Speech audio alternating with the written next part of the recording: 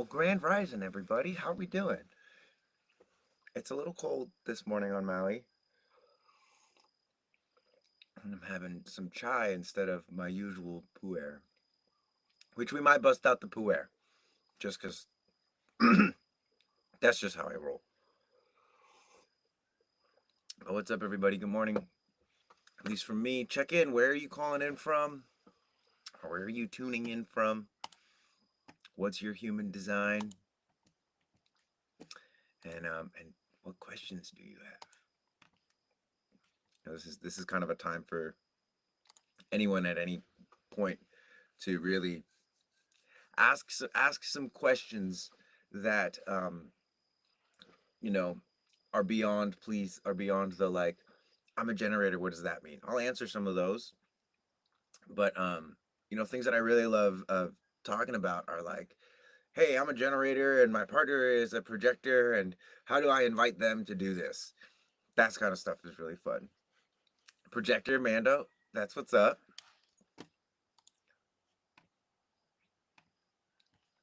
Canada, believe in you from Canada. 6'2" Manjan, hello. Yeah, feel free to share your type, whatever you like. Again, this is a time where I really like to answer kind of like unique and specific questions. So if you have questions, feel free to bring them through. 2-4 reflector from Switzerland, daughter of the tides, hello. Casey, Texas projector, that's what's up. How do I find out? So if you don't know your human design already, what you want to do is go to my website, reikimarco.com, and just plug in your information there, and it'll pop you a chart out. All of that is free, by the way. You can generate, you can generate your body graph nowadays for free anywhere.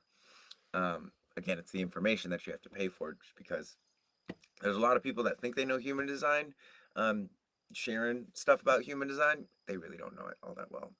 Hi from Belgium, JMB, hello. Apadia, what is your sun sign? So my sun sign is Pisces, moon sign is Libra, rising sign is Virgo. Yes. 6'2" reflector from Holland. Gears Jet Vandermeer. I don't know who else feels this way. I remember there were times when I felt like really embarrassed to say people's names wrong, and so uh, one of the things that I would do is I would preemptively apologize. I'd say like, "Hey, I'm gonna get your name wrong. Sorry, I'm gonna pronounce it wrong," and then I'd pronounce it wrong. And I didn't realize how much of a cut your feet off before the race kind of thing that was. And if you do that, like if you say things like, "Oh, hey, I'm gonna forget your name," or "Sorry, like this isn't gonna go well," and you're cutting your feet off before the race even starts, as your friend and as respectfully as I can, stop fucking doing that. Like, stop fucking doing that, because you are tricking yourself into sucking more than you actually suck. It's okay to suck and not remember people's names, but when you out yourself, you're like, that's like your left hand attacking your right hand, like, "Oh, I'm an idiot. Sorry. I'm just dumb." Stop fucking doing that. It's abuse. If anyone else did that to you, you would be like, "I'm being abused right now." So anyway, just don't do that. Invitation accepted. Excellent. Um so what do you do when your main gift is gate 41? So vague. So 41 is in the root. 41 is all about the pressure, and specifically the pressure to like experience something new. So the gift of that would literally be the stress, which is literally the energy. It's the pressure to do something, and specifically the pressure to fantasize, or the pressure to explore something new. That's kind of what gate 41 is about. And it is this way of moving from a place of, hey, this is what I have, and maybe this isn't enough, or maybe this is what I have, and I want something else. I want something new. The gate 41 is actually called decrease, and gate 41 is actually a very interesting gate within our genetic sequence, because all of our DNA strands start and stop with gate 41. It's like the start and stop codon for our genetic sequence. And it's actually the beginning of the rave mandala, which is going to be happening in January 21st. The sun is going to go into gate 41. So gate 41 is a very important gate. Now, depending on what line you actually have that gate in, and if you go to your gates in one of my reports, you'll be able to see the specific line value of the gate. That is going to determine, again, whether it's a decrease and a contraction into investigation, into hermitude, into martyrdom, into networks and opportunities, into solutions and very heretical type of stuff, and then into being the role model. So it's again, it's each gate has 6 lines as a part of its expression. You can think of it like degrees of the zodiac. Amanda, how do you know your gift gate? So, they're all gifts, really. All of your placements are gifts. Um, but it's really how you say being able to see where it shows up in your life. Like Presley, Natasha, hopefully what I just shared there was a little bit less vague than some of the information that you're used to, right? It's like knowing when it's time for you to go explore something new and knowing when it's not time for you to explore something new. And again, it's like you have to train your awareness to be able to see these parts of yourself. But once you start to see them, then you can start like accepting them. Basically, human design is not showing us how to get rid of our trauma. That's something else that I'm going to be dropping on you guys really soon. Human design is showing us where our trauma is most likely seated so that we can see it, so that we can move differently. It's not about removing the trauma. Again, human design doesn't really have any kind of mechanical components to it in terms of like, oh, physically this is how you're supposed to move your body. They do have strategy and authority, which is a level up from astrology, but it's still lacking, which is why I do what I do. And I'm going to be dropping some cool stuff on you guys pretty soon. Is there any meaning to having a complete circuit with channels? That's very interesting. What do you, like if you've got like I did a session for a guy yesterday like this. He had the 63, which is root to sacral, and then he had the 214, which is sacral to G center, and both those are a part of the individual circuitry. So it's like the more channels that you have, like if you have a lot of individual circuitry, like don't look for belonging, don't look for your tribe, look for like either like people that accept you and people that can celebrate your individuality, or people that are all different from you. It's like, and it's really about, again, preserving your energy. And a lot of times, like tribes, people with a lot of tribal circuitry, it's like, stop trying to be an individual. Like, find people that do things similar to you and see what that's like. If you have a lot of collective circuitry, you know both of them, it's not necessarily about having a tribe or being an individual. It's on a much larger scale than that. And so when it comes to circuitry, and circuitry is actually one of my favorite ways to view is my favorite ways to view the body graph, as opposed to just like channels and gates, is there's whole circuitry elements to it, which is really helpful. Um, but in terms of significance, again, it just means that you're going to have more of a consistent, reliable sense for yourself as either an individual, a tribe member, or a part of the collective. Is there a way to work around sleeping alone as a projector? So there's no way to work around that. In the sense, like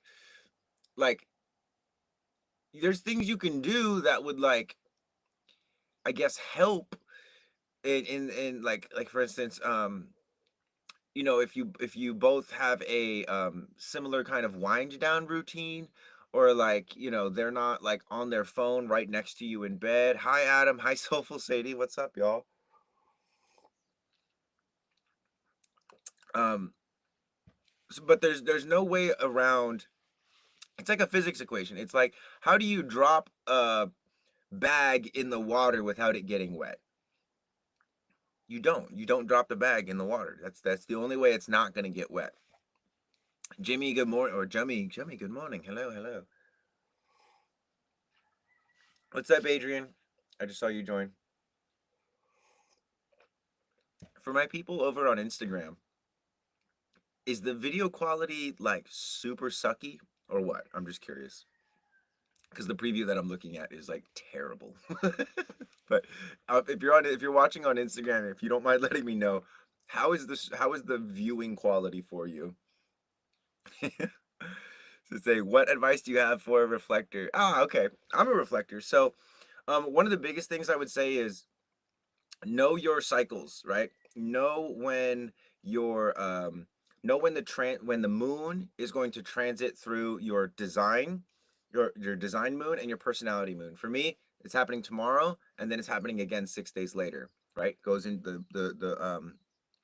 moon will go on its normal transit, and when it goes into the design moon, those are days that I like to just, not do any really like cognitive reflection, but just kind of to like appreciate everything that I've been doing in the past cycle. And then when it gets into the personality moon, that's when I do a little bit more cognitive reflection. I review my life in terms of um, physicality, mind, like how much new things or how much have I developed my mind, emotions, and spirituality. Those are kind of like my four sectors. I just came from Insta to TT because the quality was so bad. Yeah. Okay, it's terrible. Super sucky on EG. That makes a lot of sense, guys.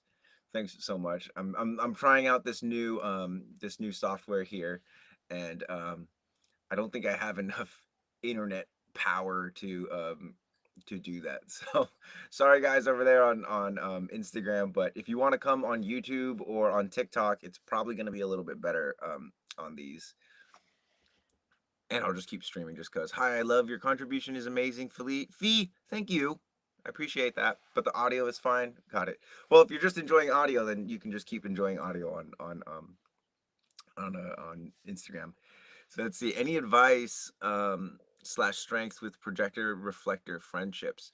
Oh man, I mean my partner is a projector, and a lot of my really best friends are projectors. One of the best things you can do in a projector a reflector friendship and relationship in general is to like hold each other to a really high standard in terms of energy output.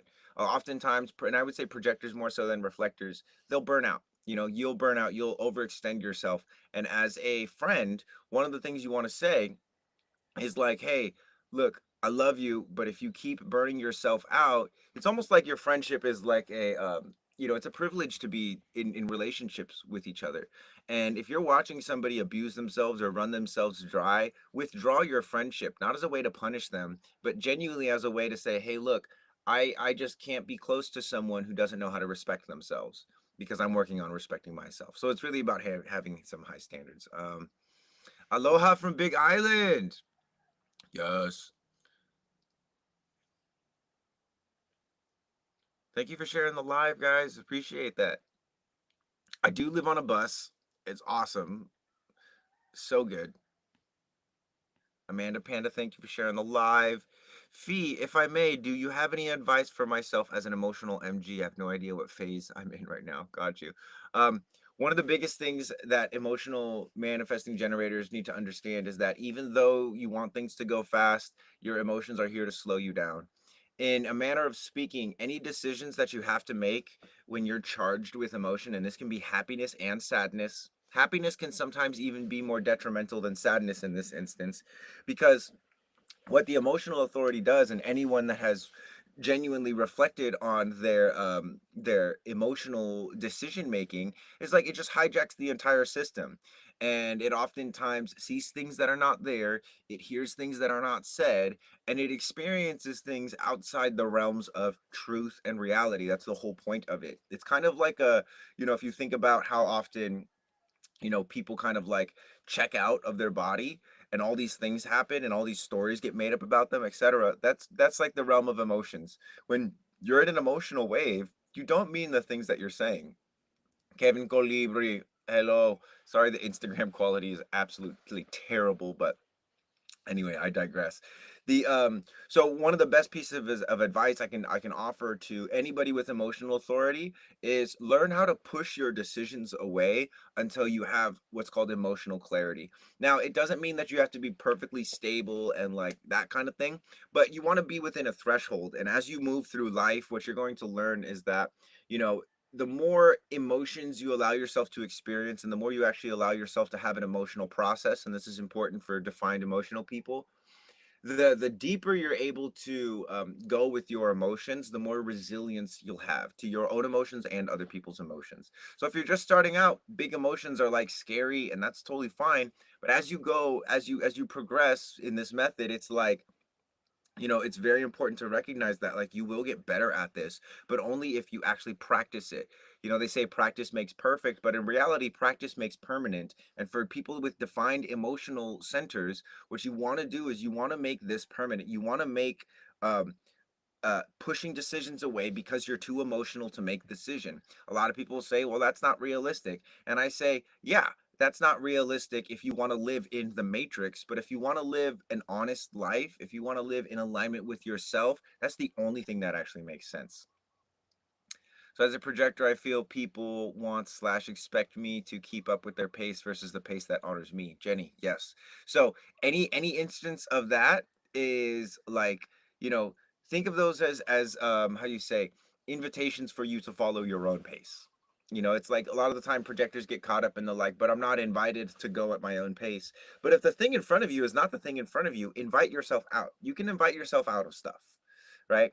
You could also ask a projector to invite you out of things. Anyway. Oh, Catherine, I miss you. I love you too. I hope the family's well. They're all of us are doing really, really well. So good to see you in here. I'm never live on Instagram, guys, so it's kind of really cool. Again, sorry the video is totally terrible. We will work on that. Can you talk about reflector slash manifester marriage relationships? My husband is an emotional manifester. I feel like I'm often being blamed for the bullshit. You probably are, especially if your partner is not and they don't have to be like obsessed with human design, but if they're not using some kind of transformational system to create more self-awareness in their life, whatever they believe as children and as teenagers and as young adults is just going to continue into a manhood. And so, as weird as it sounds, you'd never want to tell a manifestor what to do. Hey, respect me. Hey, do this. What you want to do is just give them information, give them feedback. And when it comes to emotional beings, one of the things that you want to avoid as a reflector is talking. When they're emotional, don't talk to them. You have the same jacket. It's pretty sweet. It's very warm. Um, but just don't talk, and this is just a general thing as well, but especially for like if your emotional manifester is emotional, don't talk to them. Okay, first you got to figure out if they have emotional channels, or sorry, individual emotional channels. That's the 1220 and the 3955. Leave them alone. Like, leave the space, leave the house, tell them, hey, I love you. I'm gonna let you move through some stuff. I'll be back later, right? The reason you want to leave them alone is because until they are able to be in their melancholy, they're just going to start projecting all over you, especially manifestors. So you don't want to be around for that. If they have collective circuitry, again, in my opinion, the collective circuitry for the emotions is like the 3536 or the 4130. You know, this emotional wave is really trying to like help people sift through their expectations. So again, more alone time, and you don't want to be there. So basically what I'm saying is like, as a reflector with an emotional manifestor partner, you want to get really good at knowing when to GTFO. That's it. Because emotions are something that is supposed to help the person inside of them. And oftentimes, again, reflectors get blamed for this. Other people get blamed for, oh, I'm feeling this, so I'm going to take it out on you. Just don't subject yourself to that, is what I would say. Um, Yeah, and obviously there's a lot more dynamics and detail I could go into if I was actually looking at two people's charts, which is something that I do professionally. But I hope that's helpful, because that has been something that for me with my manifester connections, that I one of the biggest things I've had to learn is how to say, hey, you know what? Actually, I'm not doing that. I'm not doing that. I'm out. I am drinking some chai tea with a little peppermint, what do you call that? Creamer. I'm a projector. Can you talk more about that, please? Amanda, what would you like to what would you like me to talk about? I always like asking for specific, guys, so if you can come with something specific, like this question about the reflector manifestor relating, that's super helpful. Just because it's like, again, there's so much information in my reports, so much like basic information in my reports that you guys can get, and they're really inexpensive. The one is $20, the other is $35, guys. They're super affordable, and I want to help some people that are actually like willing to be honest and transparent about some things going on. So, Gear Gear Jet Vandermaster, thanks. Okay, cool, love it. Projectors and Manny Jen's approach in relationships. Got it. Okay, so energy types versus non-energy types. This is a really fun thing because, um, oftentimes energy types, or rather sacral beings and non-sacral beings, will end up in relationships together, and they just one of the biggest challenges is typically for the sacral being to be able to recognize the undefined sacral being. What I mean by that is, for the sacral being, it's very clear what I want to do, what I have energy for. Like it's not it's not a thing to be able to push away the things that I want. For the non-sacral being, it's almost like a regular thing to push away the things that I want. Or it's almost a regular thing to, I don't know if I have energy for that. And so one of the things is, in these kinds of dynamics, is it's up to the sacral being to be able to recognize the undefined sacral being. If that doesn't happen, there's not much that can actually happen in those relationships, because part of what relating is is being able to acknowledge how the both of us are the same and how the both of us are different. And this is where you find people, how you say, losing themselves in relationships. Is this, and it's not just sacral beings that are guilty of not seeing the other. Plenty of undefined sacral beings are guilty of this as well. But typically, just because of the defined gut, it's harder for people with sacral definition generators and manifesting generators to be able to recognize non-sacral beings, especially because a lot of the times the non-sacral beings are like, oh, you want to do this, I'll do it with you. Oh, you want this, like, let's do that, that sounds really fun. Because they're able to get a degree of satisfaction just out of you being satisfied. So if you're the generator or the manifesting generator in that relationship, be really mindful. And it's not about, because you're supposed to have your eyes on yourself, but recognize that your life will be better if the people around you, how you say, have feel like seen and feel respected. And again, that's up to you. So if you're interested in artwork, I'm professionally an artist. I make cool, attractive stuff for streamers. You can type your Discord, Twitch, man. So I'm doing this new service. I'm streaming to Twitch, YouTube, what else? Instagram. I can't stream to TikTok live for some reason, but anyway, do you need not get burnt out with all the work you're up to? So I definitely get burnt out, but I have ways to, like, I only go live for 90 minutes, and then I'm outside for like 10, 15 minutes, like jumping around, running around, swinging my stick around.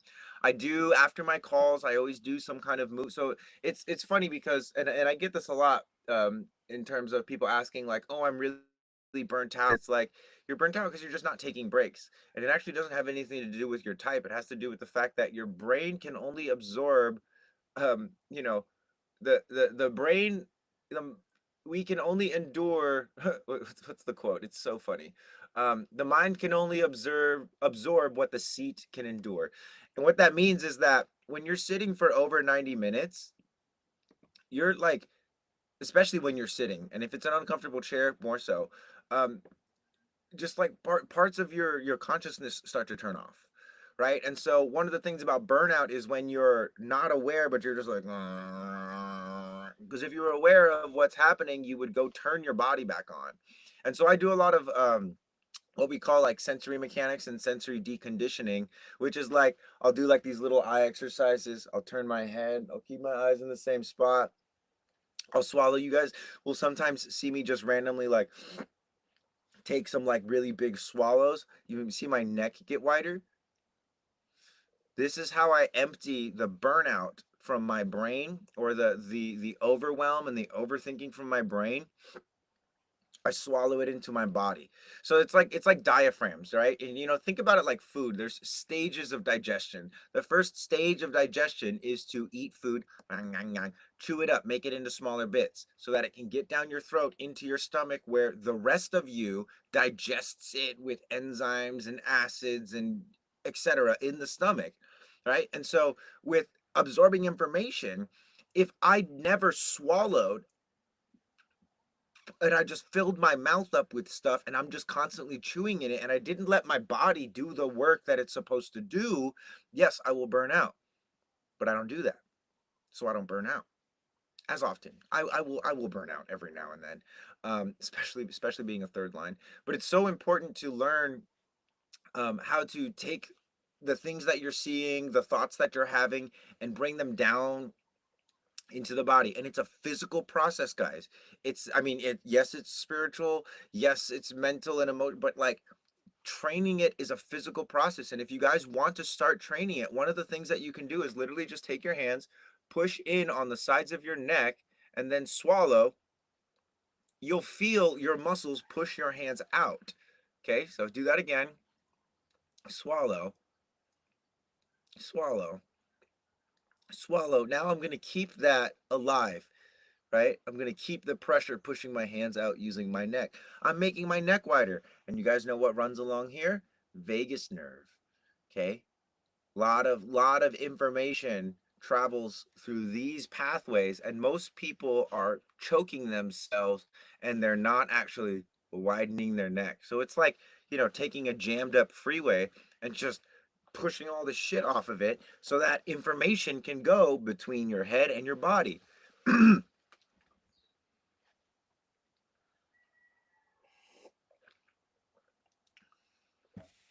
Which I'm creating a bridge between these drills and human design, which is, again, I'm super dumb excited about. So I lost myself in past relationship. I stopped doing things my partner, and my partner didn't have the energy. When you say third line, what does that mean? Um, Third line is the line of the martyr. It's the line of trial by fire and learning by my mistakes. What's it called again? Sensory mechanics. So anybody that wants to start training those sensory mechanics, it's not really something you're gonna find online. It's kind of a more niche thing. The closest thing you can find is like mewing exercises. They'll teach you how to properly suck, but it's not in the context of what I'm talking about. If you want that, currently right now I have this how you say yep, that third line exactly, Toya. I have a community that you can join. It's $11 a month and it's going to be transformed into a how you say, more cohesive and comprehensive. It's a little like it's a little third liney right now, but if you want to come learn the moves, I have videos that will teach you a lot more than just this neck widening thing, and that is the link in my bio. It's called the archive. Can you explain more about how to function healthily as a third liner? Totally, great question. And again, if um, Danny, if you want to share some experiences that you've had with the third line, because one of the biggest things that the experiences that I had with third lining, or how functioning third lining helped me, was actually realizing that like I'm a perfectionist when I don't need to be a perfectionist, and oftentimes like I don't um I don't need to have things figured out completely before I start moving forward. And that was a huge drag on my life. Prana, what's up? You trying to come up here? I'll send you an invite. If your sacral is down, accept the invite. Um, why do people get so frustrated with us third lines? Well, one of the things that I think people get frustrated with third lines is because as a third line and someone that's like prone to making a lot of mistakes, we tend to move past things relatively quickly, and it can appear as though we haven't like learned the lesson. And honestly, maybe we haven't. Maybe we need to make the mistake like 5 or 6 more times before we actually learn the lesson. For those of you that are wondering what third line is it's part of our profile. So in human design, you take the line of the sun and the earth on your personality side and the line of the sun and the earth on your design side, and that gives you two numbers: 3 5 6 2, 4 1 1 4 1 3, 4 6 3 6 6 3. Those are all profiles, and basically, it gives us sort of like a, this is the role that you're here to play in life. And Toya, yes, we make mistakes over and over and over. I'm 3 5 right angle cross of tension. Awesome. And so there are transpersonal aura types and personal aura types, meaning that if you're on the right angle cross of anything, um, you are going to be a personal type, which means you're here to fulfill a personal destiny. If you're on the other side, transpersonal, it's like you're here to clear karma with people. And all of this is in the report, guys. Everything that I'm talking about, aside from like the sensory mechanics stuff, all of the human design stuff that I'm talking about, that information is in the reports. And again, it's like sometimes you have to read something. This is very third line. Sometimes I have to hear something 3 or 4 times before it really like kind of lands with me and sticks with me. And so, it's really awesome to know this about myself though, because like I said, I used to be very, very like a perfectionist. I didn't do anything. I did a lot of stuff, but I never like shared anything that people could judge me based off of because it wasn't perfect. And I was already judging myself on it. And so I still have those judgments of myself, but I just do it anyway. It's like having the fear, but then also having the courage to just like do it anyway. And it looks like we got Prana over here on TikTok. What's up, brother? Hey, what's up, man? The other positive thing I like about third lines is the keynote of resiliency. Right? No other of the 6 lines is as resilient as third lines. Right? This is Spider-Man, right? Doesn't matter how many times he gets knocked down, he gets back up. All right, bro. We got to do it now. What are the profile lines as superheroes? I love that Spider-Man because the third line is also so very versatile because it's like I will make a year's worth of mistakes in a month, and therefore like condense a lot of time into a little bit of time just by now my willingness to like launch things and test things out that I'm like, maybe this will fall apart. And I really learned a lot of that from Alexander with Neutrino. How many like, we'll find bugs all the time and I'll just send it to him and he's like, not to say he's unbothered by it because it's like work for him to work on the app, but the dude is just like, oh, that's gonna be fun. It's just a stylistic approach that is definitely, yeah, as a third line, it's like I really, it's been hard to embrace it, but yeah. So third line inner walk project is part of the profiles, and third line specifically is the line of the martyr, which is very much so about trial and error, learning through failures, and then like Prana said, the resilience, and that is definitely something that it's like when you're training endurance. And I used to do a lot of different kind of trainings, but one of the most challenging trainings was endurance training because you literally have to get to the end of your threshold, the end of your energy. That's when training begins because that's when you're actually like expanding your endurance. And so, yeah, I definitely I resonate with that resiliency piece. And yeah, some people want these superhero profiles. That's a fun. Any off the top of your head, Prana, come to mind in terms of like the profiles of superheroes? Just thinking. I think Iron Man would be a 5-1. Oh, big time. The universalizing investigator, or not? Yeah, universalizing investigator or heretical investigator. Yep. One interesting thing about Tony Stark as well is because I always thought his millionaire, he was like Batman, where he just had money and that was his thing. But I read somewhere that Tony Stark's power is that he's able to think with his entire body and not just his brain. And I'm like, right. That's awesome. I'm like, how do I do that? Right. He's like I'd say he's like a personality 5th line, right? This is like the general, this the savior that has all these exalted qualities to it, but at the same time is, right. You don't need saviors all the time, right? You don't need the general all the time. It's only in the moment of need. And when you try to overstay your welcome as a 5th line, that's when they kind of get obnoxious and, overbearing. And, so it's important for those 5th lines to remember that, I can swoop in and save people when they need it. Otherwise, I got to step back and head out to the pasture.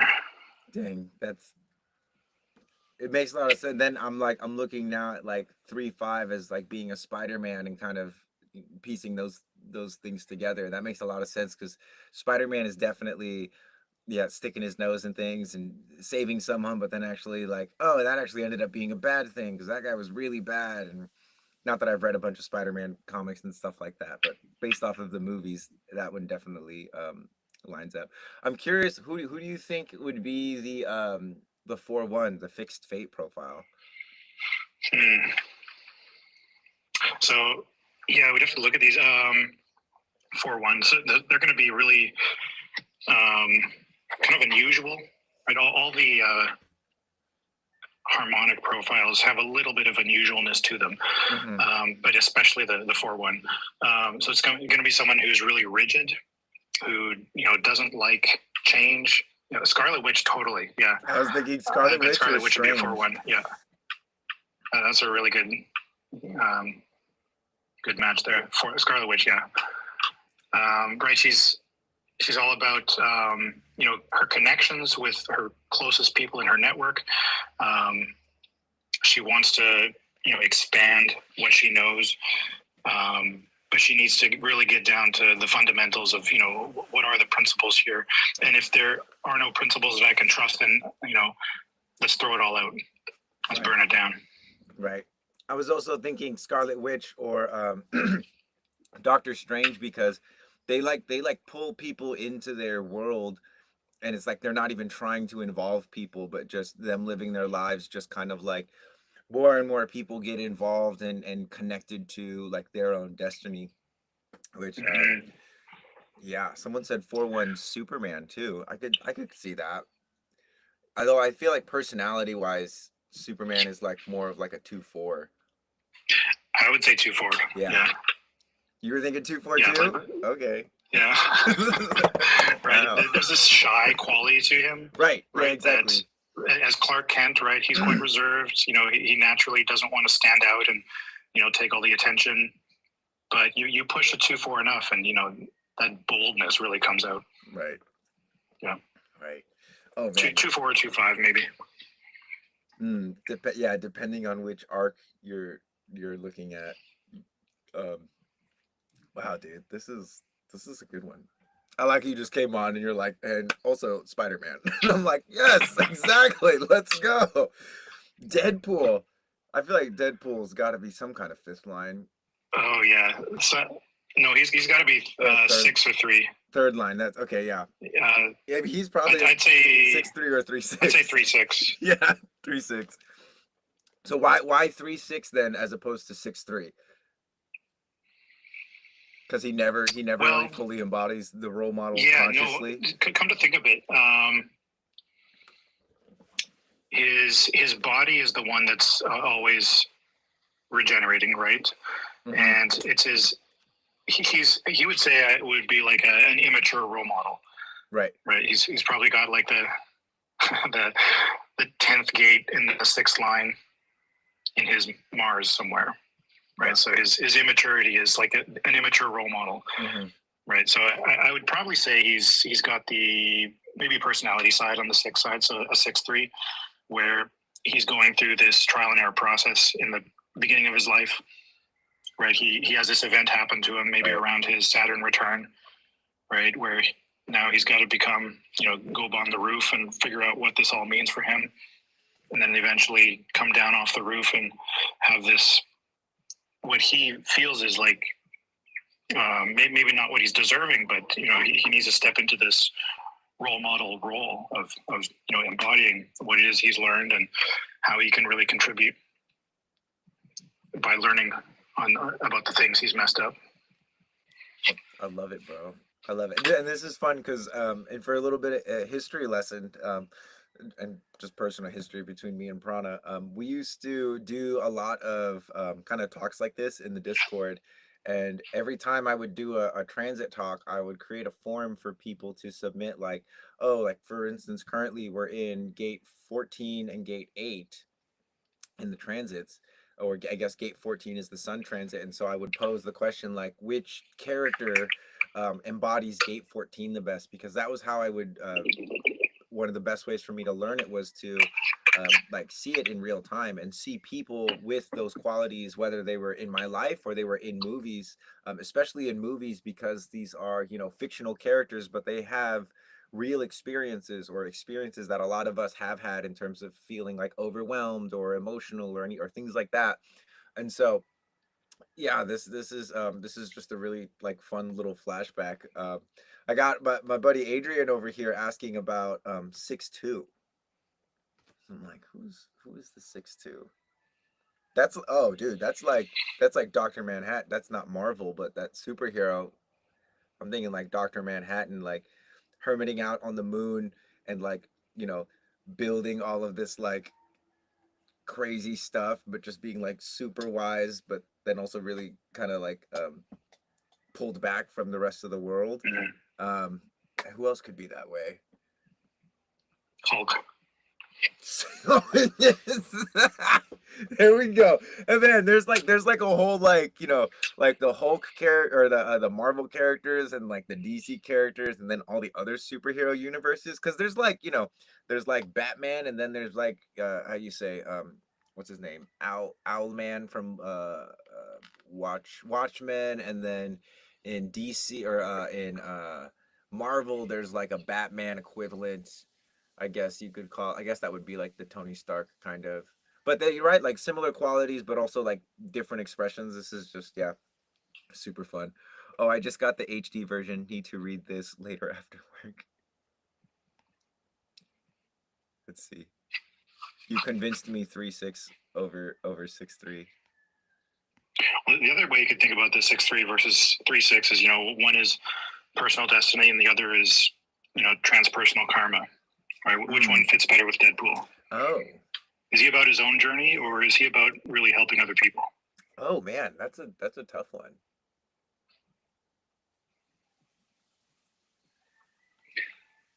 Yeah, I think it's his own journey. I think I was kind of feeling that as well, because it seems like a lot of other people are involved, but it's, yeah, it really is about his maturation and his process of evolving into the role model, despite like thinking that no one should see him as a hero. He actually ends up becoming a hero. So yeah, I would say. And which one is that? Is that that's 3-6? 3-6. Yeah. Got it. That makes sense. Yeah, that makes sense. Man, I love how like much people are participating over here in the chat, and they're like, yes, exactly that. So over here on YouTube, someone is saying that the 6'3", and this isn't Marvel, but, or 6'2", would be Professor X, which I like. Yeah. That. I like that. So Professor X in the and again, it's like there's like a Marvel universe expression of these lines. There's a DC version. There's a an X-Men version. Yeah, it's just too fun. It's too fun. So I just had a one of my mental projector friends return from a like a 6-month journey in Japan, and he's a I forget if he's actually a 6. He's some kind of 6 line. I think he's a 6'2". And it was amazing. It was amazing to be with someone as how you say, as open as he is, because one of the things I was craving, he was gone for 6 months. He's one of my best friends, and I was like, I love my friends, but I want to play super hard. And it's funny because a lot of the mental projectors I know are like are just very, and projectors in general, they seem very like reserved and like not necessarily like as playful. They can be playful, but they also seem a lot of the time on the surface kind of like very yeah, just kind of like either stoic or reserved. And this guy is just like a play machine. And it's funny because he has the 1762, but he's a 6'2". Right, that's very interesting. But he's about my age as well. He's about 30, so he's kind of getting to that stage where he's gonna be going up on the roof soon. But reason I'm sharing is because we were just like, time was just flying. Like you have a projector or a mental projector and a reflector together, and time just like flew by, and it was incredible. And I strive to like have more moments like that where time is just like I feels like I'm on a different planet or of any or how you say or again time just flies. It's like really good synergy between us. And so anyway, I was trying to see what superhero he would be. And what did we say the 6'2" was? Was that Hulk? Hulk or Professor X. Hulk, Professor X, yep, or Doctor Manhattan, or was there anyone else? Did we say? No, I think that was it. But yeah, that would be some cool visuals. I've been playing around a lot with AI, so I might start making some visuals like that.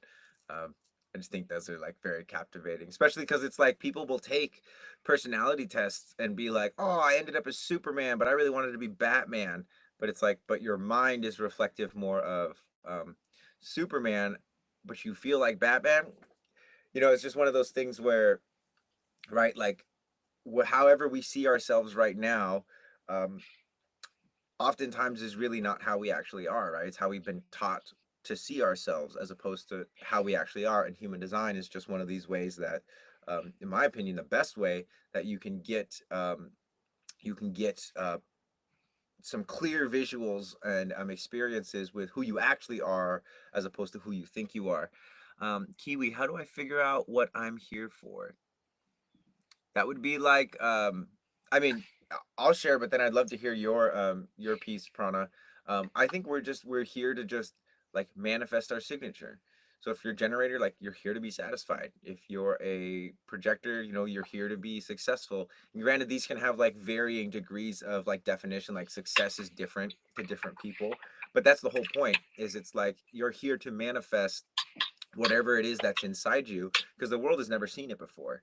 And that would be, I would say, why you're here to manifest your signature. You're here to give the world something, and that something is your signature, your satisfaction, your surprise, your peace, etc. um, what do you have to say about that, Prana? Yeah, that's a huge question. I know, right? We're here to embody our reflected consciousness, our self-reflected consciousness. Mm-hmm. Right? Depending on what you're talking about, like if you're talking about like you as a sense of like who you are, your soul, right? Your personality crystal, right? It's here to embody an experience, and it's not in control of what that experience is or is really allowed to dictate how that experience goes. That's all up to the body, the form, the vehicle, right? Human design is like the instructions to this vehicle you've been landed in, and we've been trying to figure it out by copying what other people do and just trial and error. What do these controls do Right. here? And what does this button do? Here's this manual, right? We can see under the hood what kind of model you have, and everyone's a little bit different, and some take gas, some take diesel. Mm-hmm. But it's really about seeing, right? What are you here to see? And then through your experience and how you see things, do you have something original that you can share the world with? What's something that you and only you can bring forward? Yeah, you can call that manifestation, but you can't make it happen without going through your experience as yourself and digesting your experience in a way that's unique to yourself, right? If you're doing it some other way, you're just copying somebody else's information, right? You're parroting these ideas. What are the ideas that you're here to contribute? Ideas, opinions, insights. Mm-hmm. Is eventually leading to outer authority, right? This is the idea of what your mind is really here for. Yeah. You can also look at your incarnation cross, right? That's going to have kind of a theme as to your purpose in life along those lines. But really, it's about embodying who it is to be yourself, right? Which is seeing the world through those eyes, and then having something original to contribute based on how you've digested your experience.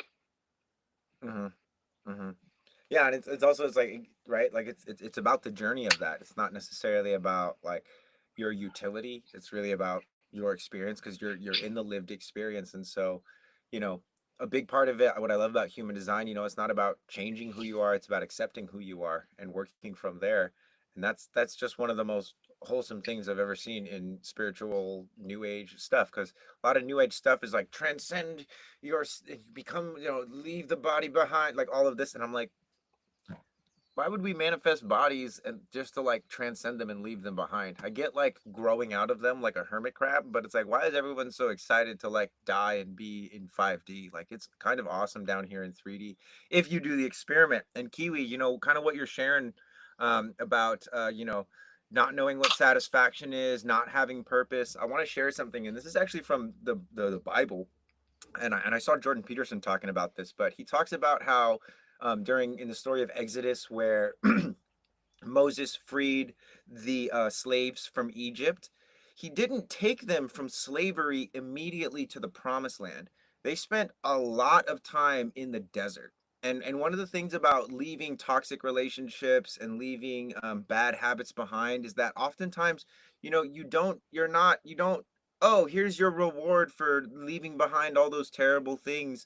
Here's your first class ticket to heaven. It's like, hey, here's maybe a couple years or a couple months. It's not like a specific time, but here's some time for you to be in the desert on your way to the promised land. Because the promised land is promised to people that are willing to do the work, is really the way I see it. And that's something. So, don't be surprised, but also don't lose hope, and don't lose your intention of, hey, I want to discover what's satisfying for me. Because a lot of times, right, it's like, you have to eat a food to throw it up to be like, I'm never eating that again, and realize that it's not satisfying for you, or a relationship or some kind of experience. And so I want to share that, because that's, I feel like a lot of people will um not have something to like really hang on to, and that is actually the beauty. And I know this from having so much openness in my body graph, is that not knowing is a superpower. In a way, there's so much freedom in not knowing. There's so much exploration and curiosity. It's very like your inner child actually gets to play and experiment. And so again, what I would advise is, like, number one, it's okay that you're in the desert. If you think you're supposed to be in the promised land, again, someone is trying to sell you a quick fix that's not going to work. And then number two, when it comes to what's satisfying for you, literally, like, follow your gut. Go drive yourself somewhere that you haven't really been, walk around, respond to the signs, respond to things going on. Especially if you're a manifesting generator, go somewhere where a lot of stuff is going on, or go check out an environment that is that your human design tells you. If you're a valleys, go spend some time in a valley. If you're a mountain, go be a mountain. So it's, again, it's we're using human design to like really just like explore the different ways that we can cultivate this awareness and this confidence and this acceptance of ourselves, so that we can, again, I call it manifestation, we can manifest our life force into the world. And then who else was in there was asking about uh should I quit my job? That was really funny. By unsatisfying job. And I always say, like, I'm all for, I'm not necessarily like a burn it down unless you have to. I'm more of a work part-time on a fortune that makes your full-time job seem silly. Like, I just think that's a better story. And I also think that it's a lot of people will try to run away from a quote unquote unsatisfying job, only to find themselves in another unsatisfying job. Maybe it's an unsatisfying business. Like, you start a business, but you just created a job for yourself. Because, again, they say is like, a master meditator can meditate on a bus full of people and still be able to find peace. And so it's not your job that's satisfying, it's your inability to recognize that there's something satisfying about, like, getting paid is probably satisfying. It might suck your soul and it might cost you a lot of energy, but there is something that's satisfying about it. If you can identify it and then recognize, like, oh, that's taken care of. At least I have the money. And this is usually the process that I take a lot of people through when they're like, should I quit my job? I'm like, well, if you quit your job, how stressed are you going to be about your bills and, feeding yourself and all that stuff? Is that worth it? And if you don't have a defined heart, then probably not, because you're not really here to prove anything. But generally speaking, it's like, again, a lot of generators, they think they don't have energy, but it's just because they spend so much time doing things that sucks the energy out of them rather than lights them up and turns them on. Which, Prana, you work pretty full days. I imagine your work has to be satisfying for you, but you want to ping pong off anything I said there? Yeah, sure. It's deeply satisfying, right? I've had the luxury of knowing this information and how to navigate myself since 1997 when I was 16. So I feel very fortunate and privileged to be able to have had this insight to be able to know where I'm going, basically. Not know where I'm going, but knowing that and trust in the process of how my body's navigating from moment to moment. Another thing to look at, I guess, is when you're looking about leaving a relationship or leaving a job, there's some pretty good advice around fourth lines here. Like if you've got a fourth line in your profile specifically, the rule here is it's all about networks, and the fourth lines put so much effort into building a network that if you jump out of your network, you can feel completely lost, and it takes so much energy to build that up again. So the rule of thumb for fourth lines is don't leave your job till you have another job. Don't leave your relationship till you have another relationship, right? Don't leave your community till you have another community, right? It totally is up to you, but that's kind of a rule of thumb for fourth lines that spend so much energy investing into a network that it can feel overwhelming to have to start from scratch again. Yeah, I've heard you speak on that before, and it's yeah, it's really interesting because it's like because people ask me that all the time, and I always have a different answer. I mean, it's either like, hey, burn it all down and push forward and make it impossible for yourself to go back, or yeah, like with the fourth line, like, hey, don't start from scratch, like work on something part-time while you're doing your full-time thing. Um, and again, at the end of the day, you really got to ask yourself is like, am I running away from something or am I running towards something? Because it's like if you think about like in the wild, like the gazelle runs away from the tiger because it doesn't want to be eaten. That's survival. The tiger runs after the gazelle so it could feed its family. That's something else. And it's important, I think, to recognize it's like, in certain jobs where the environment is like really hellish, if it's degrading you that much, yeah, leave that job because you don't want to like be subjecting yourself to degrading behavior and disrespect and etc. But when it's like it makes money, but it's not my highest passion and etc., and it doesn't like completely suck your soul out, I'm like, dude, just chase something that's actually inspiring for you and keep your job and don't put all this pressure, especially if you're creative, if it's like a creative thing, art, music, etc., because I know for personally creativity, like putting a crunch on creativity for me has never been a good stoker of creativity. And at the same time, again, everyone's different, and we would have to look at, there's several things that would influence someone like Prana or me to say either, yeah, burn it all down, or like, nope, definitely like secure something else before you move. Because and that is the how you say it, and it's not necessarily about the system, it's really about what the system has done for Prana and I, which is the ability to um I'm thinking about what's his name, you've seen The Hangover, Prana? Yeah. You remember when Zach Galifianakis is like, he's like got his hair slicked back and he's going into the casino and he's like calculating all the numbers, like counting cards. It's like what we're doing. We're just like looking at charts, counting cards, and being, yeah, like, okay, so if that's the case, then this is probably gonna be the best experiment. But again, at the end of the day, it's all experiment. Misty Bab says, "Tell me what to do, please." Just kidding. Appreciate you guys. So yeah, I'm definitely running towards something, and I have a degrading work environment. Got you. Okay, well then that might be, again, like I said, I'm all for like, I'd rather be broke living in my car than working for someone that doesn't know how to respect me and treats me terribly. Um, but anyway, so you mentioned earlier how if they have a defined heart center, they're not here to prove anything. What do you mean? So Danielle, thanks for the clarification, because what I meant to say, or what maybe what I said was, if you don't have a defined heart center, you're not here to prove anything. So people with the defined heart, right? It's like this access. I like to view it as like the NOS, like in Fast and Furious. You know, they like press the button and they go like super fast. It's like will. It's the ability to like wake up at 3 a.m. and be like, oh my God, I promised so and so that I would do this thing for them and I didn't do it. I'm gonna do it right now. Right. And so it's like the will turns on and it's you know, it gets the job done. It controls something, it delivers something. It's very central to the tribe and survival and elevating the status of everyone. And so for people with defined hearts, like proving yourself is a jam, right? It's like it helps you to, how you say, again, manifest your signature through like fulfilling your word, through um you know, again, exerting your will and not necessarily like forcing something to happen, but like again, going beyond your, like surpassing your limits. You see it a lot in like anime or movies where it's like the guy's all beaten up and then he's like, no, I will not fail. You know, that's the guy that has the defined heart because he gets back up.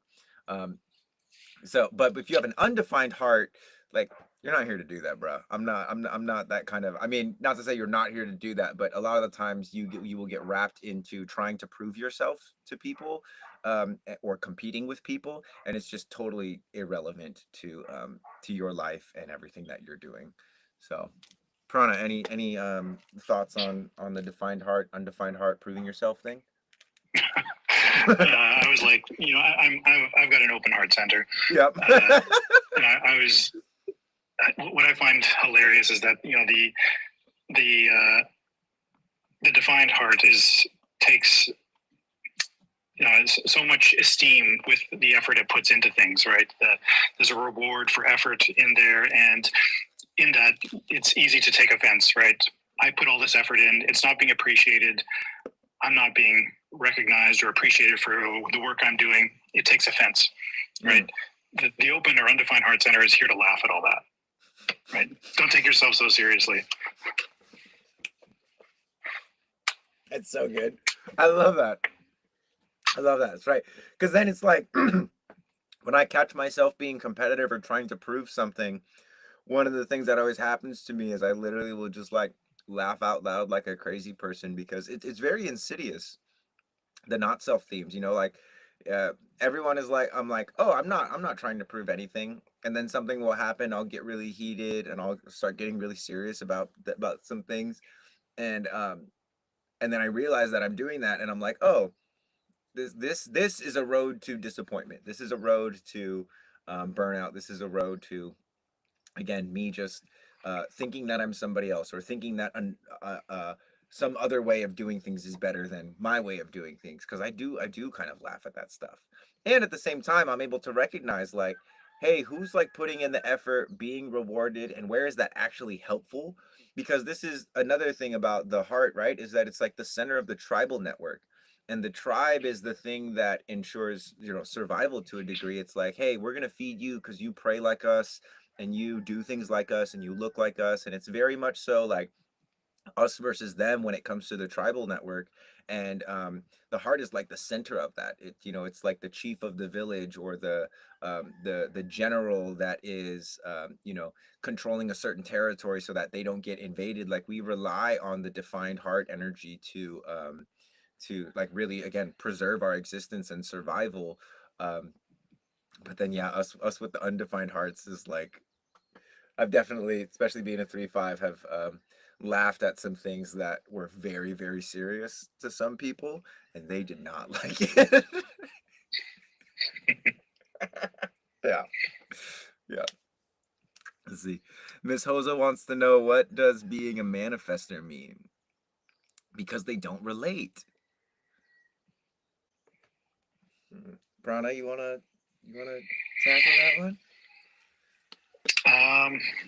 Well, being a manifestor, right? This has to do with the configuration of how your centers are hooked up.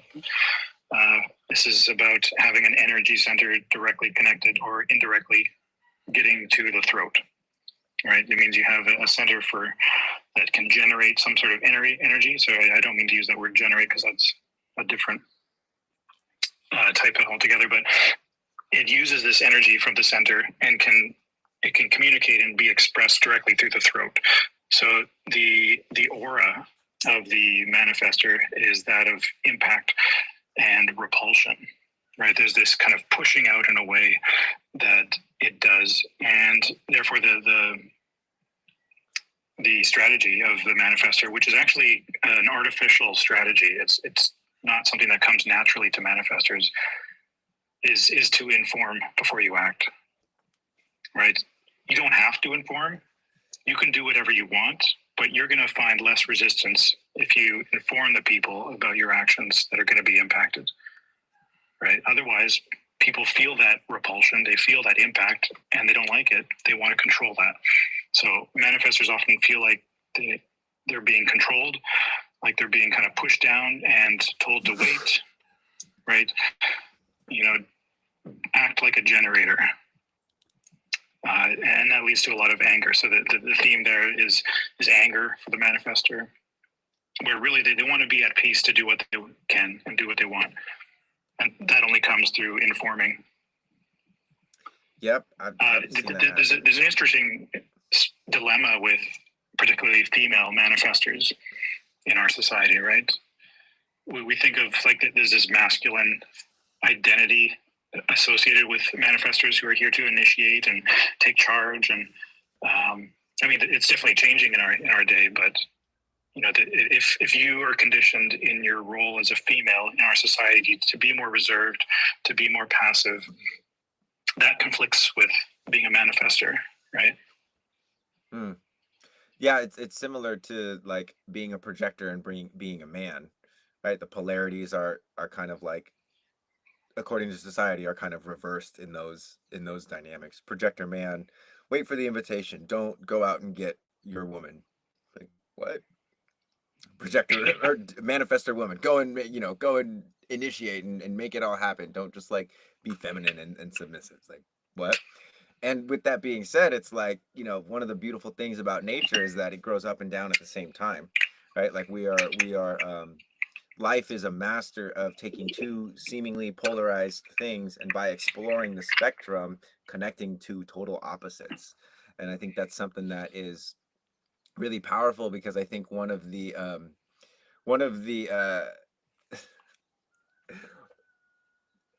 again, one of the funniest things to see is like, oh, I look at my chart, but I don't resonate with it. And what you said there about like the artificial strategy makes a lot of sense in the like that it doesn't come naturally to a lot of manifestors, because I've seen it happen so many times where manifestors will like resist manifesting. They'll resist informing because they're like, I don't want to like boss people around or tell people tell people what to do and all that stuff. And I'm like, bro, that's kind of what you're here to do. So if you're not doing that, then I need to find someone who's like willing to do that, because again, the double-edged sword, or two sides of the same coin. It's like it's that too muchness, or that telling people what to do, that like really is going to create the kind of like peace and like no one needs anything from me, because everything that they've needed I've done. I've gone ahead and given it already to them. And I think there's also a big misconception around manifestors being built like tanks. Like manifestors are incredibly sensitive. They're not like how you say like generators, or manifesting generators in that way. Because they're non-sacral beings. That's part of what makes them a manifester. And so they're prone to burnout. They're prone to taking on too much, especially if they have a defined heart. All right, they're prone to taking on a lot more than they can actually handle. And when a manifestor really understands their power, they become incredible delegators. And if they have the guidance of reflectors and projectors, that's when I've seen manifestors do the best. But again, the manifestor has to be the one to come to me as a reflector and be like, hey, I want your counsel, or I want your reflections. And I've learned not to, hey manifestor, do you want my advice? Do you want my counsel? Because that has never worked for me, actually. That's never worked. And I've done it as an experiment, third lining, just like trying to see like, well, maybe this will work out. And maybe it works out on the upfront. Like I initiated a Reiki session with one of my sisters who's a manifester. And afterwards we talked about like, oh yeah, this is going to turn into this and that and that. but I was the one who made the first initiation to have the Reiki session, and it just never panned out.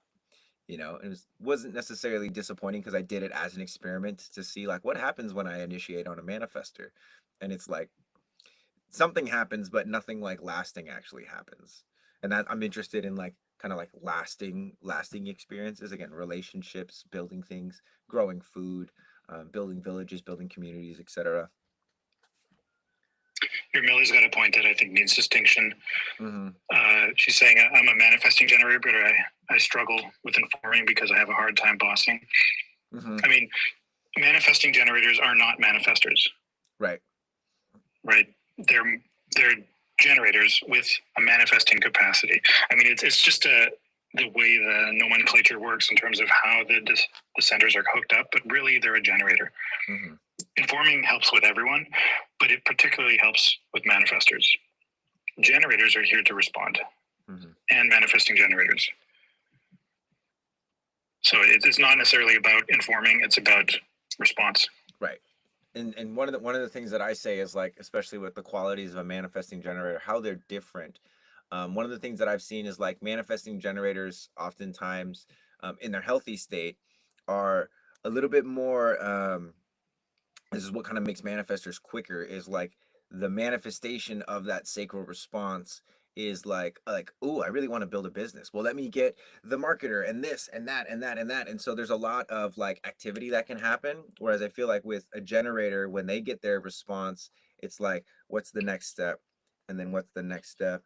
And then what's the next step? Whereas with manifesting generators, it's like, okay, let me bring all of this. Like it's a little bit more not necessarily creative, but the speed and the acceleration at which these the generative force can like get up to speed and then change speeds and adapt is because of that that manifesting channel or the energy that's going directly to the throat. Another way to see it is like manifesting generators being more like expressive with their body, or like even more so like kinetic with their sacral response. So rather than like simple or it's like like, you know, like there's like manifesting the movement, manifesting the sacral response in your own body as an expression. Let's see, I'm completely new here. How does one define what they are and what is the difference? So Alexandra, if you go to my website, reikimarco.com, the link is in my bio. It will generate a body graph for you, and there are reports there that you can get that will like explain a lot of questions that you would have. And right now we're kind of like going into how you say some nuanced things, but definitely go generate your body graph on my website. It's free. And like I said, if you want to report, they're super affordable, and there's like a ton of information in there. So Melly says that makes so much sense. That's awesome. Thanks for catching that, Prana. These comments are starting to go so fast. I'm like, I know I'm missing people. It's like I'm like, dang, this is like a bummer, but also kind of a cool thing. This is like awesome that so many people are interested in this stuff.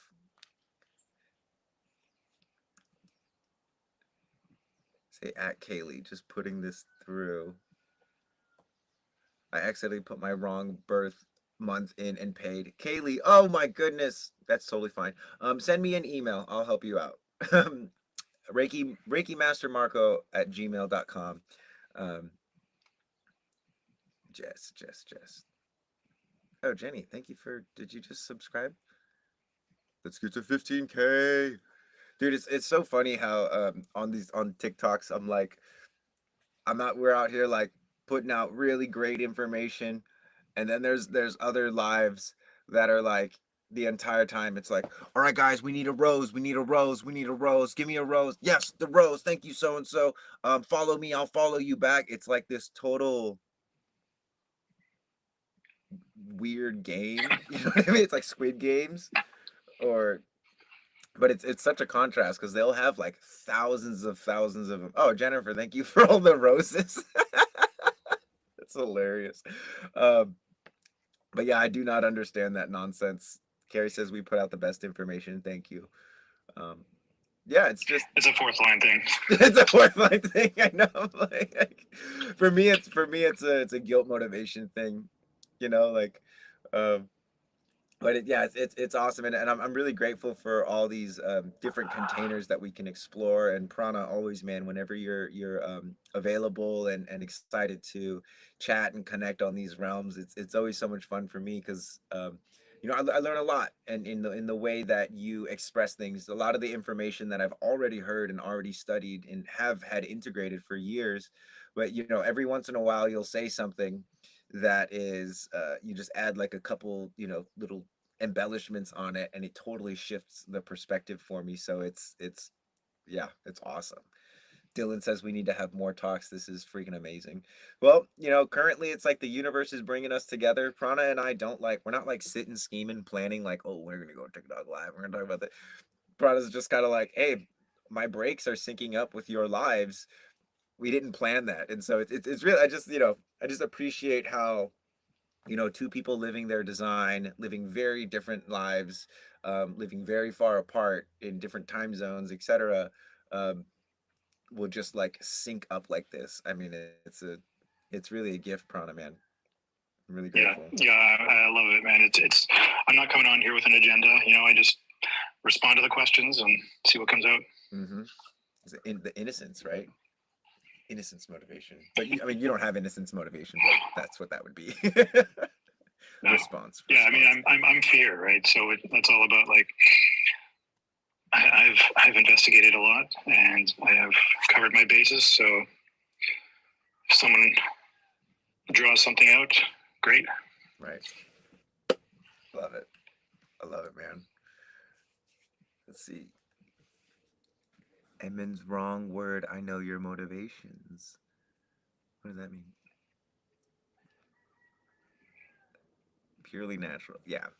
And it's funny too because, and actually this is, I'd love, we haven't talked about this yet, man, but I'd love to get your take on it.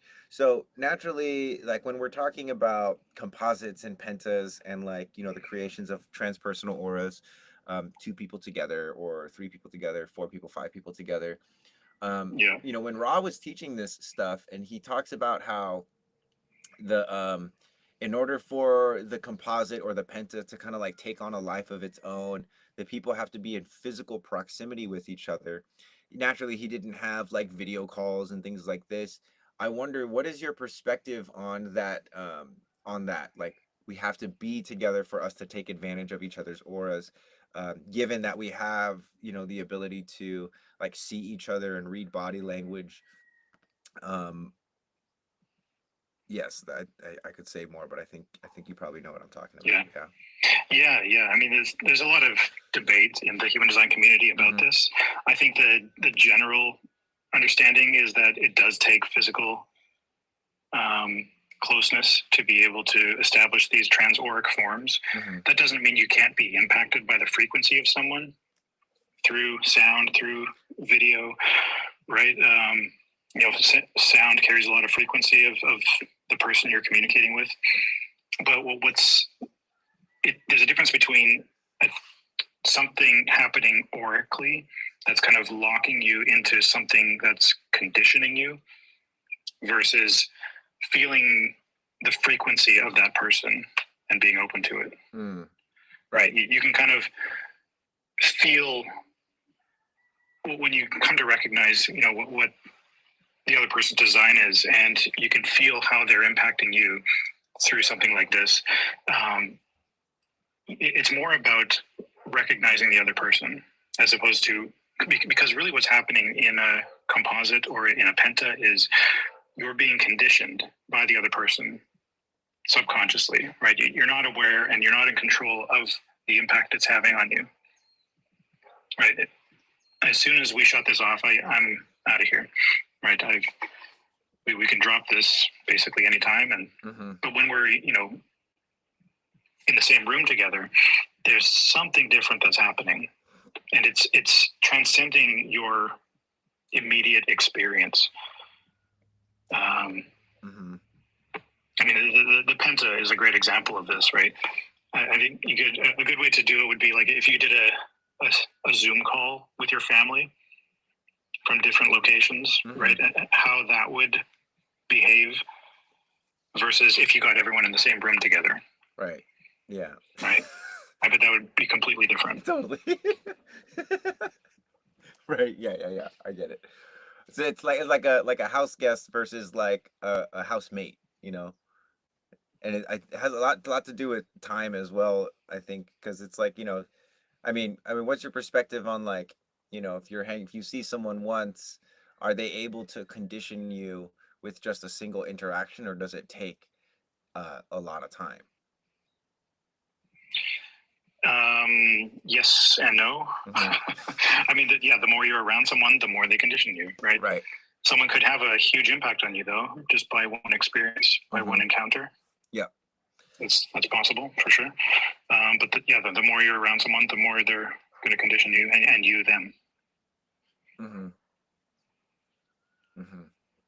Well, cool. Yeah, that's kind of how I had viewed it as well. I was just curious if we thought about it the same way. Let's see. I feel it depends on their energy and how it influences yours. Right. Yeah. Someone else also asked how not to be so sensitive. I forget, and I wanted to respond to that because that's like one of the main bodies of my work because I'm a reflector and I was very sensitive to a lot of things. And funny enough, like one of the ways that I have become less sensitive is actually by becoming more sensitive, but to the things that are happening in my body. Um, and you would consider this like interoception in terms of like being able to identify when pressure in my abdomen is off, or I'm starting to, and a lot of it is very like postural related. Um, but a lot of it has to do with sensitivity, is really just like knowing your limits. And it's not a bad thing to be sensitive, but once you start to understand what your limits are, what you can handle, what you can't handle, where you're like, oh, I'm here for another 5 minutes, I'm gonna like really start to spiral.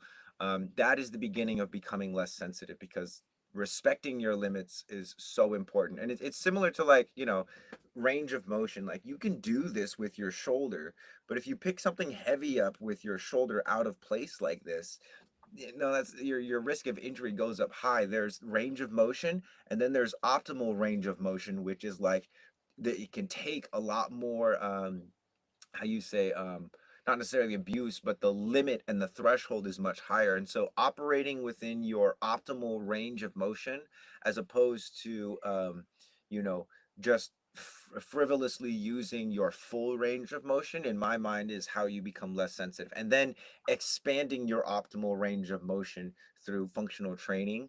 I believe this is like there's a link between the physical bodies and our mind, emotion, and spirit, right? And so same thing with emotional range of motion. My cats are weirdos. That's a hilarious name. um, what sorry, don't, squirrel. There's a link between the physical body and the non-material bodies and fields that we have. And if you strengthen the physical body, you can start to see how it's going to impact and improve mental, emotional, and spiritual connections. And so that's what I would say is how to be less sensitive is to actually train your senses. And that's something that if you go to my website and you kind of scroll down, you're going to see something called the archive. It's a community/course classroom place where you can learn exercises specifically to increase your tolerance, make your senses better so you see things clearer. But ultimately, it's like it makes you less, it doesn't make you less sensitive. It makes your sensitivity more of a utility and more robust. So it makes your sensitivity more robust, is what I can say. Yeah, sensitivity has a lot to do with exposure to your senses. Yes. Right. It's the what was I going to say? The exposure to stimulation, right? If you're just used to a certain range of stimulus, that's what you think is normal. Right. And then when you go into an environment that's outside of that range of stimulus, it's overwhelming to your senses. Right? You're sensitive to things outside of your normal range. So if you want to be in those environments, you need to condition yourself by exposing your sensitivity to gradually, progressively increasing your natural range. Right.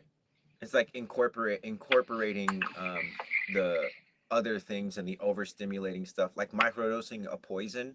Like if you're going to go to the jungle and there's going to be a lot of this like certain snake that'll kill you in one bite, but if you start to like microdose the poison a year before you go, a snake can bite you and it's not going to kill you. Interesting Right. analogy, but safe exposure concepts. Yeah, pretty much. Pretty much. And it's a similar thing when you're dealing with trauma, right? Like if something happened over 18 months ago and it still, when it comes up, it still puts you in fight or flight, you have to start exposing yourself to that in more controlled and safe ways. Um, because after about 18 months, if you're still running from a tiger from beyond 18 months ago, that's a problem. That's like a genuine dysfunction in your, if it's like happened a couple months ago and it's still coming up and you're still in fight or flight, like it's like activating you in those kinds of ways, well, that makes sense because again, the way you get through stuff is by moving through them. There's no real shortcuts around it. And I think that's one thing. A lot of people really want shortcuts, and there are some things that will help um, you not get distracted, but ultimately the shortest way through is a straight line, yeah. And there's always going to be like little alterations that you make. Everyone's journey is different, but the shortest distance between 2 points is always going to be a straight line. And so, and that's what an intention really means, is you're intending to do something, you're intending to hit a target. So if I'm intending to like get something, and something else ends up happening, that means my intention changed. My focus on getting the target, my intention went from, oh, instead of being intentional and getting this thing that I say I'm going to get, I'm going to be distracted. I'm going to, and again, some things are, how you say, out of your control, might be overstimulating circumstances, etc. But in my world, the more that I'm able to take radical accountability for things, the more I can learn. And again, maybe that's just the third line thing. Let's see. Be the bull that runs towards, not the cow that runs away in the storm. Yep, that's a good one. The bison will just drive into the storm. Um, See, I got upset yesterday after showing much kindness that was not warned. I keep giving, and also did. Sorry, Jennifer. I don't oh, did not let them talk. Advance. I left third line here. Did not let them talk. Let's see. I have the app. How do I figure out my line? um, your profile. So you're looking for your profile, and it'll say it if you go to the My Chart and you just scroll down a little bit. You'll see like the general information. It's right there. You see the About tab, and then the general information, and it's actually the first thing on their profile. It'll have words like role model, hermit, martyr, heretic, and then it'll have the numbers after it. See, what time is it? 10:30. Oh yeah, we're getting we're getting close to that time, friends. How you doing on time, Prana? You cruising? Yeah, I got about 10 more minutes. Okay, cool. Is there anything you want to talk about, man? What was I thinking? Oh, well, one of the things that I found most interesting when I first started learning about this, and that I could recognize in other people, was looking at circuitry. Ah. How have you found that? Looking at that in other people? It's actually been a huge revelation in kind of bridging the gap between some of like the sensory stuff that I've been training with and human design.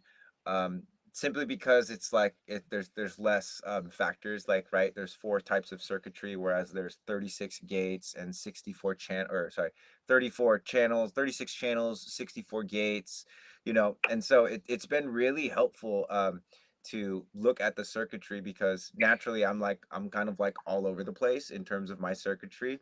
But like I did a session with a brother yesterday who had the 360, the 214, and the 61 24. Oh, man. And he was like, I feel like I need to like find a place where I belong. Like I never feel like I belong. And I'm like, bro, cut that out. You're not here to belong, dude. Like that doesn't matter to your system. And then he was telling me some just information about his past, and I was like, okay, see, this is beautiful because circumstances and all that have you convinced that the thing that's important to you is or the thing that's supposed to be important to you is important, but it's like actually not. Like there's a lot of energy and like wanting to feel like you belong, but that's not your like you have so much individual circuitry, man. Like you're here to be um to be yourself and to be very unique. And it was wild to speak to that because just watching the kind of like, oh, there you are, bro. Like it's like his soul turned back on, because I'm sure everyone else that he's gone to that wasn't doing human design was giving him strategies on how to find belonging and how to find people that you know how you say will bring him into their, because that's usually what coaches do. Like I tell you what I want and then you tell me how to get it. And that's not really how I work. It's like you tell me what you want and I tell you how what you want is based off of conditioning. and and yeah, so that's one of the ways that it's showing up. And it's super incredible, um the uh the distinctions between that. um Especially like my buddy Pasha, he's very like, you know 3420, alpha channel, creative role model 8-1. So he's very like tribal, self-empowered individual vibes, not a whole lot of collectiveness. And yeah, he's definitely a he's not a heretic, but he's got a lot of heresy heresy in him. But Yeah. I'm curious how it would show up for you, Prana. Well, so people that are asking what is circuitry? Circuitry is basically the channels that connect all the centers. There are three fundamental varieties of channels. There's collective, tribal, and individual. You could put integration as kind of a fourth, but it's part of the it's kind of grouped into individual as well. So seeing where people are have their activations, whether they're, especially to the channels, right? If they're more of an individual activation type of person, then they're going to be a lot more independent. And the keynote for the individual is looking for empowerment, sharing empowerment, empowering others, empowering themselves. And that's what they're looking for. The collective is all about sharing. And they're about sharing experiences. They're about sharing progress. They're about, refining and improving things for society.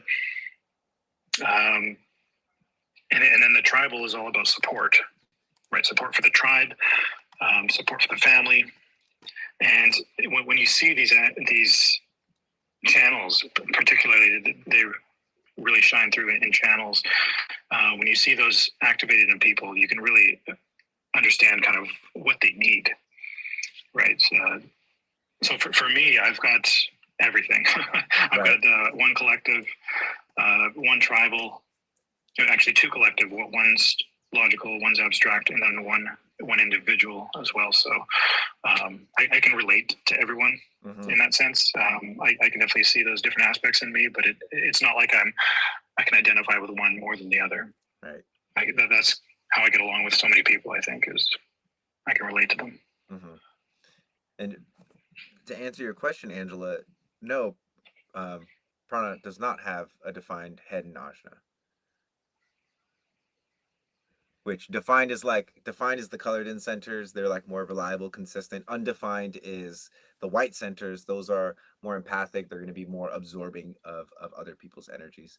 But yeah, it's funny. It's like I thought of that that scene in Thanos where he's like giving Gamora the knife and he's like perfectly balanced, like all things should be. And you have the collective sharing on the abstract and the logical side, and the undefined head and ajna, which is one of my favorite experiences, is to really like having someone else with an undefined head and ajna, because we could just talk about anything and bring anything in and apply. It's like when you talk about creativity on the mental plane, none of us are like right here trying to convince each other that we're right. We're more like, hey, I really want to understand the way you think about this.